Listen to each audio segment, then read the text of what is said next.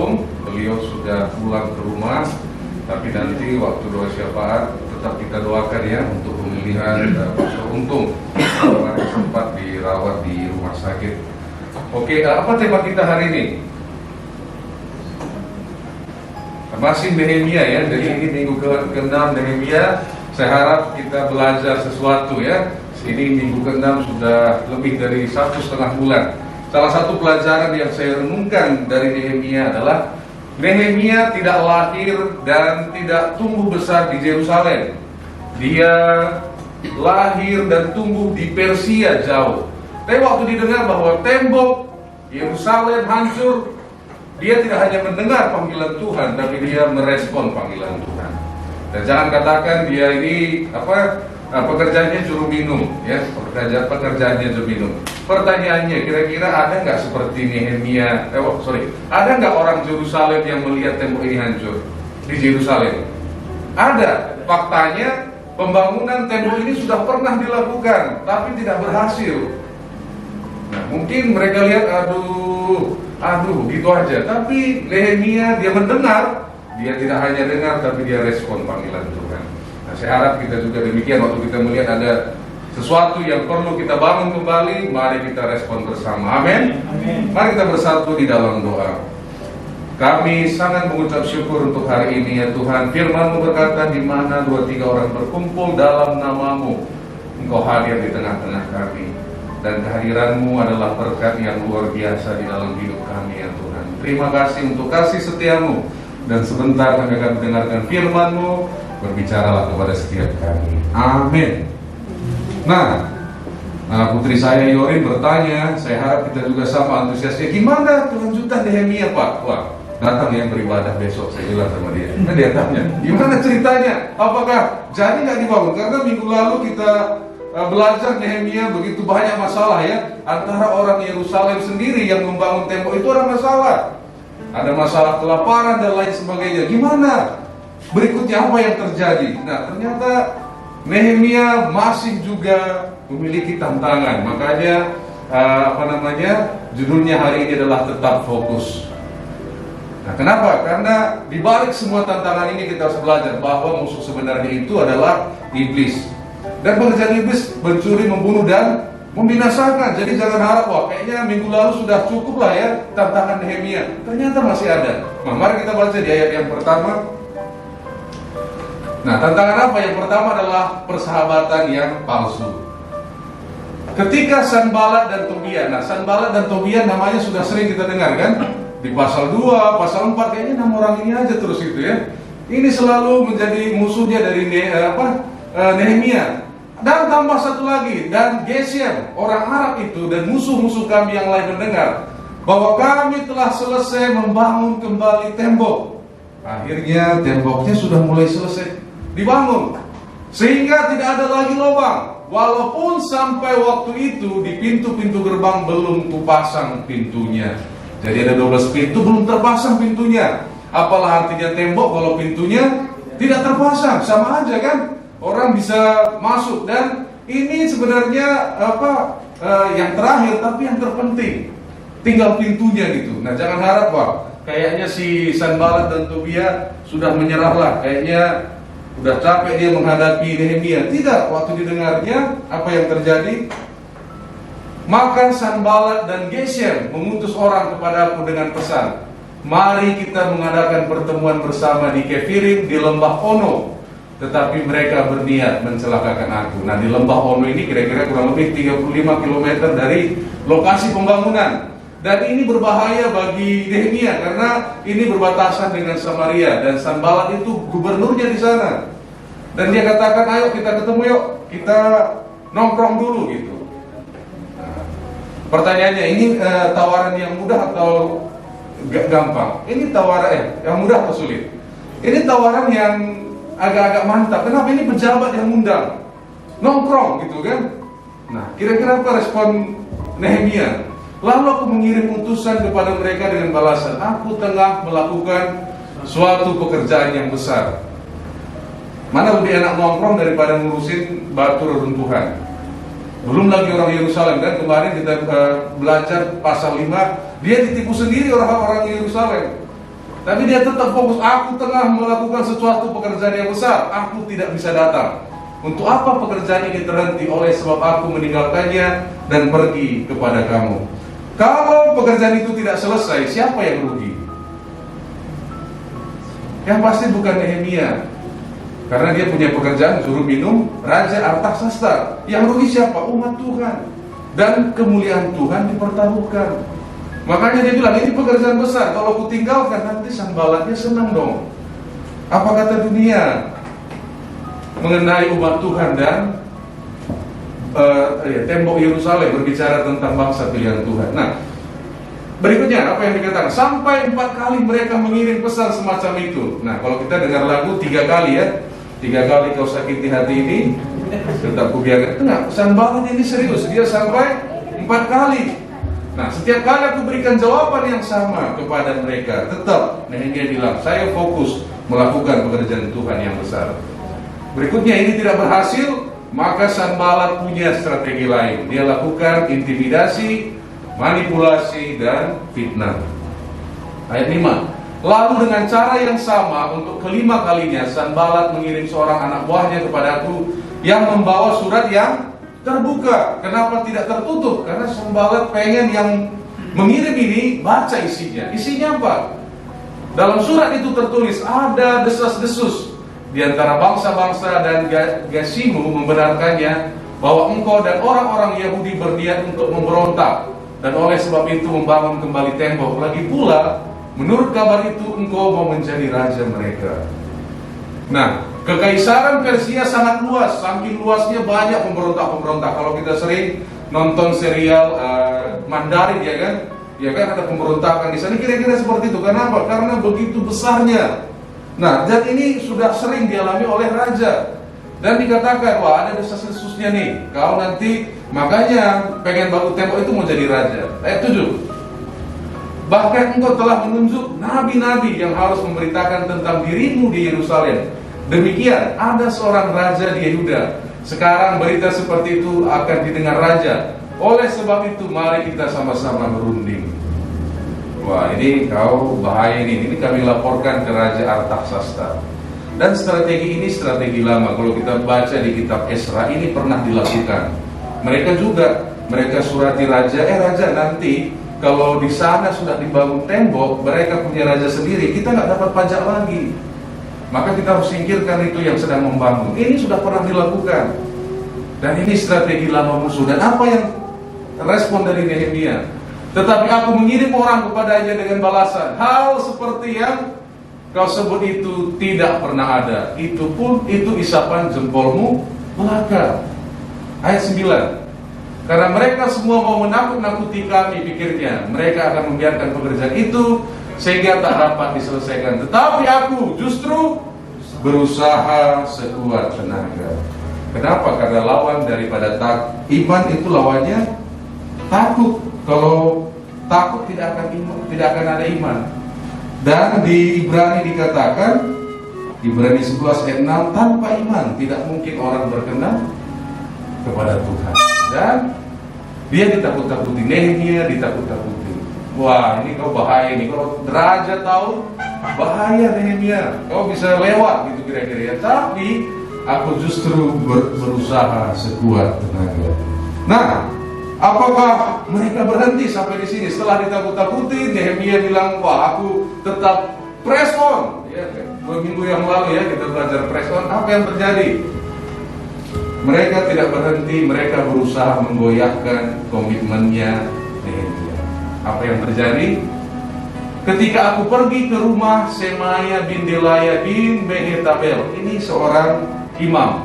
Sebab ia berhalang datang, berkatalah ia, biarlah kita bertemu di rumah Allah, di dalam bait suci, dan mengunci pintu-pintunya, karena ada orang yang mau datang membunuh engkau. Ya, malam ini mereka mau datang membunuh engkau.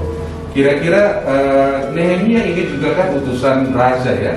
Dia mendapat surat dari raja, kita belajar itu.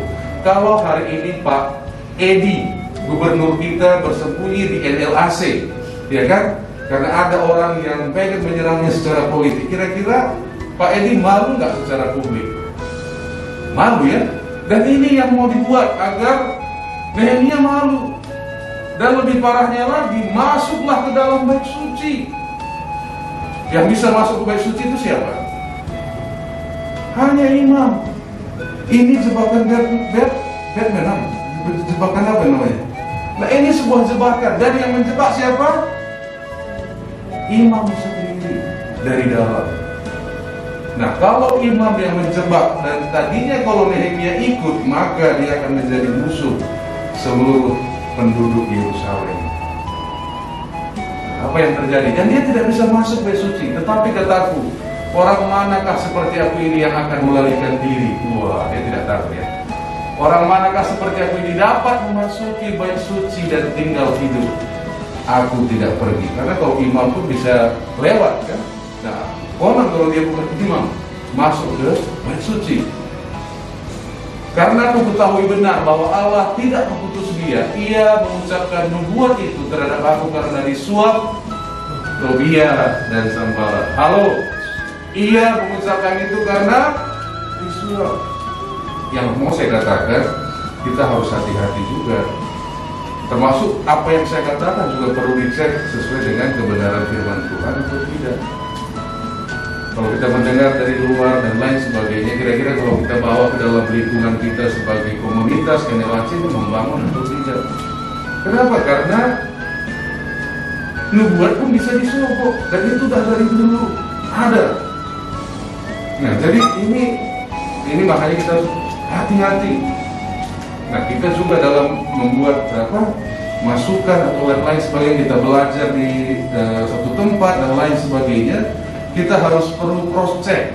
Ini benar nggak? Sesuai apa? Sesuai kebenaran firman Tuhan. Ini membangun nggak? Ini membuat kami di dalam konteks Nehemia membuat tembok itu selesai atau tidak? Makin bagus nggak pekerjaan itu atau tidak? Kenapa? Karena kenapa dia mau disuap? Pertanyaannya. Kenapa seorang imam mau disuap? Kalau di kitab Yakobus dikatakan karena kepentingan diri sendiri. Nah, berikutnya, untuk ini yang disuap supaya aku menjadi takut lalu berbuat demikian sehingga aku berdosa. Dengan demikian mereka mempunyai kesempatan untuk membusukkan namaku sehingga dapat mencela aku. Nah, ternyata ini pun tidak membuat Nehemia goyah imannya. Kan Nehemia bisa goyah aja imannya kan. Jauh-jauh loh dari Persia, naik kuda kita belajar berapa lama dia? 3 bulan. Ini yang dihadapi tadinya biar bagus temboknya, mereka bisa beribadah dengan baik. Malah yang dari sana yang menyerang Nehemia. Nah, apa yang terjadi? Ayat 14, ya Allahku, ingatlah bagaimana Tobia dan Sanballat masing-masing telah bertindak. Tindakan Nabi Yahnoaja. Ternyata nggak hanya yang tadi, dan nabi-nabi yang lain yang mau menakutkan aku. Wah, ini Nabi juga bisa nakut-nakutin. Nabi juga bisa.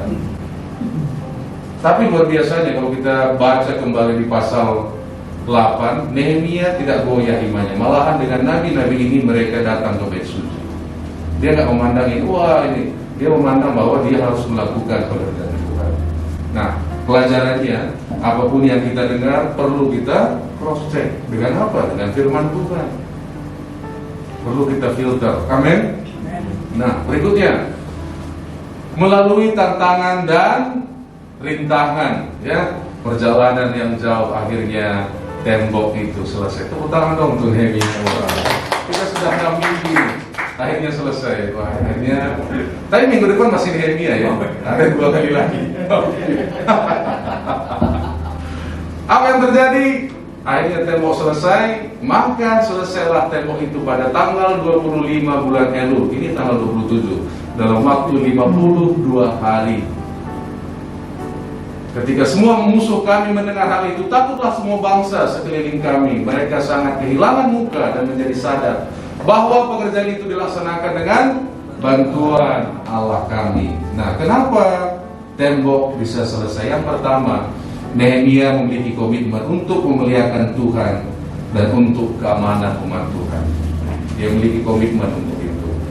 Yang kedua, Nehemia berdoa dan bertindak karena mereka percaya Tuhan, sehingga mereka akan berhasil. Mereka percaya kepada Tuhan. Dari awal kita lihat setiap kali tantangan, Nehemia ngapain? Dia berdoa, dia cerita kepada Tuhan. Kalau ada kita lihat tantangan, kita ceritakan kepada Tuhan. Nah, karena Tuhan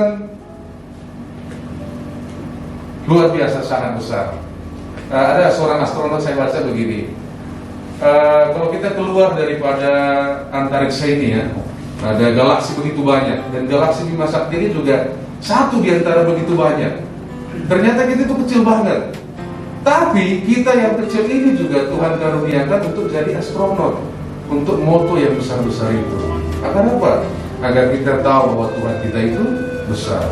Dan yang ketiga, kenapa ini berhasil? Karena umat Tuhan semangat dan bekerja sama membangun tembok Yerusalem.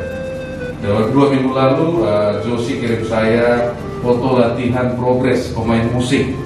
Wah, tepuk tangan untuk mereka yang main musik. Kenapa? Karena kita perlu pemain musik, dan mereka melihat ada tembok yang ada lubangnya di dalam tim musik kita. Mereka bangkit, mereka training setiap hari Sabtu. Dan sudah ada di jadwal kapan? Sudah ya? Tahun ini atau tahun depan? Iya, secepatnya. Mereka membangun, puji Tuhan untuk itu. Dan doa saya, kita semua mari semangat bekerja sama. Yang berikutnya, karena ini kita juga masa prapaskah, dan tadi dari pembacaan yang kedua kita merenungkan penderitaan Yesus. Jangan pikir bahwa kalau sudah kita lalui masalah berikutnya tidak akan ada. Akan selalu ada. Tapi seperti Nehemia, berdoalah bagaimana Tuhan memberikan hikmat dan kekuatan untuk melaluinya.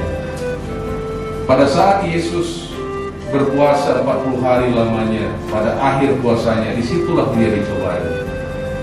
Pada saat Yesus di titik yang paling lemah, berpuasa itu kita lemah kan? Ya kan? Jangankan berpuasa, kalau kita terlambat makan aja bisa nggak sabar kan? Iya.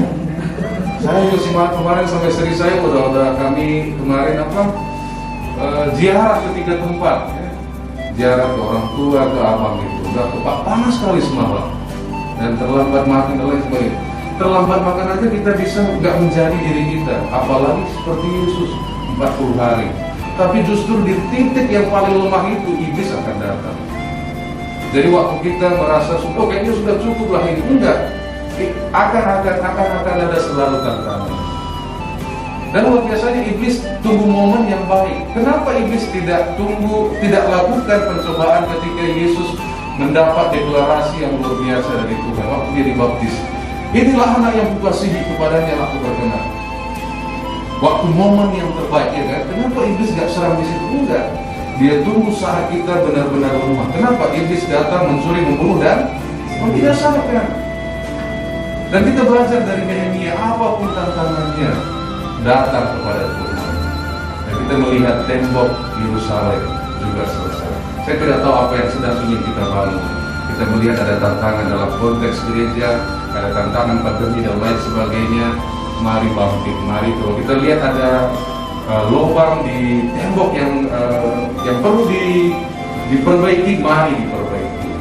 Dan kita berdoa kepada Tuhan, Tuhan memberikan hikmat dalam segala situasi. Kita dapat tampil dan menyelesaikan apa yang Tuhan perintahkan untuk kita lakukan. Mari kita bersatu di dalam doa. Saudara pemain musik boleh maju ke depan sebelum kita merespon firman ini.